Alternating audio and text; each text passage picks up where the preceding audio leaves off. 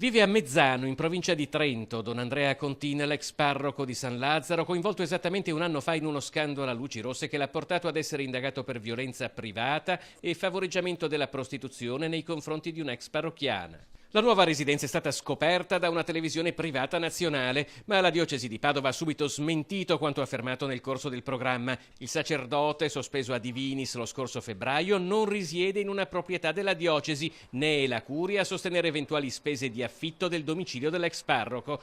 La curia ha anche precisato che don Andrea Contine non è mai stato ospitato nella struttura della Congregazione di Gesù Sacerdote di Trento dei Padri Venturini. Quella in cui vive ora è una casa a 3 piani dove, sempre secondo quanto affermato nel corso del programma, avrebbe anche ricevuto visite di alcuni dei suoi ex parrocchiani. E proprio una sua ex parrocchiana aveva denunciato una serie di incontri scabrosi anche in canonica che coinvolgevano diverse persone e che avevano portato ad una perquisizione dei carabinieri alla quale era seguita l'ammissione da parte del religioso di rapporti con 5 donne.